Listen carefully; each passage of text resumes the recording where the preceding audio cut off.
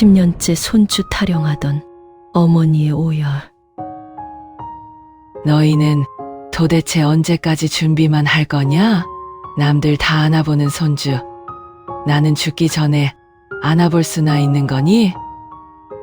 불과 1년 전까지만 해도 나는 하나밖에 없는 아들 내외에게 시도 때도 없이 전화를 걸어 생떼를 쓰던 모진 어머니였습니다.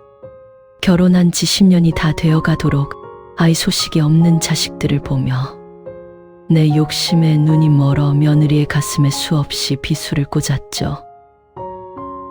내 아들은 10년 전 참하고 예쁜 지금의 며느리와 결혼했습니다. 처음 몇 년은 나도 부담을 주기 싫어 아이의 하차도 꺼내지 않았습니다.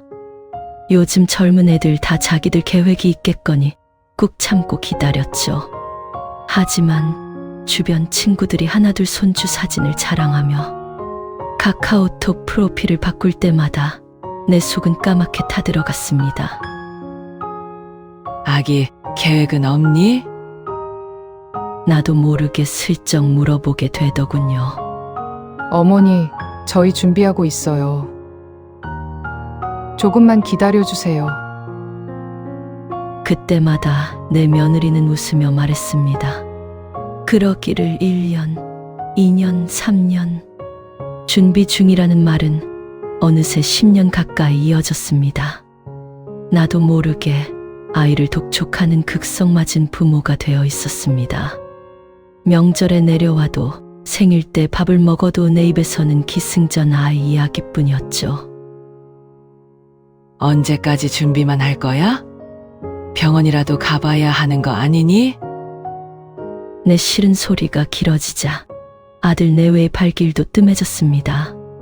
어색하고 서먹한 기류가 우리 사이를 차갑게 맴돌았습니다. 그러던 어느 날이었습니다. 설거지하고 있는데 며느리에게서 전화가 왔습니다. 어머니, 저 아이 가졌어요. 심장 소리 듣고 왔어요. 쌍둥이래요. 수화기 너머로 들려오는 며느리의 울음 섞인 목소리에 나는 다리에 힘이 풀려 주저앉고 말았습니다. 세상을 다 가진 기분이었습니다. 드디어 나도 할머니가 되었습니다. 10달을 소중히 품어 며느리는 건강하게 쌍둥이를 낳았습니다. 그리고 오늘 아이들이 태어난 지 100일이 되는 날입니다. 잔치를 마치고 곤히 잠든 쌍둥이를 어루만지며 내가 아들에게 웃으며 말했습니다. 이렇게 예쁜 내 새끼들 진작 좀 낳지 그랬어. 너희도 안아보니 좋지? 그때 한참을 머뭇거리던 아들이 쌍둥이들을 바라보며 입을 열었습니다. 어머니, 실은요.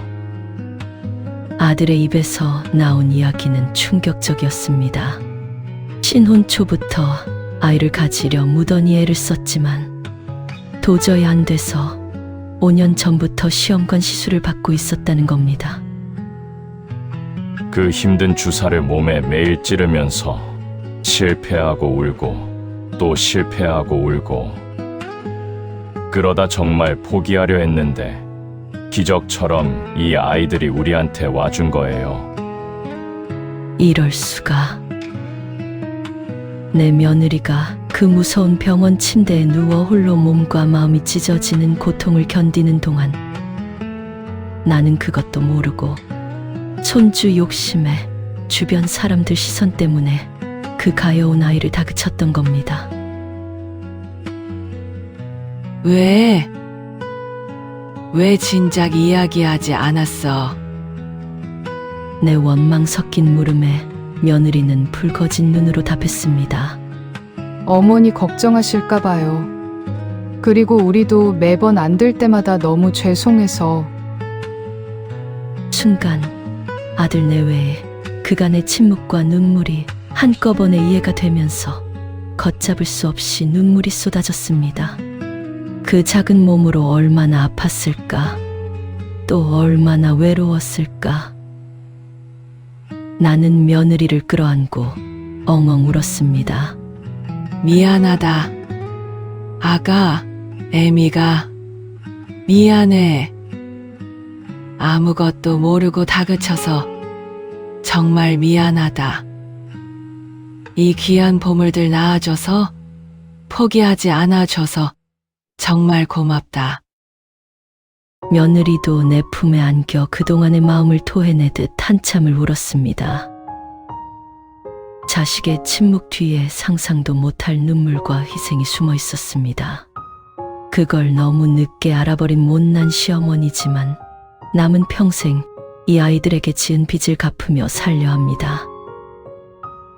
오늘 하늘이 내려준 이 귀한 두 생명이 내 곁에서 새근새근 숨을 쉽니다.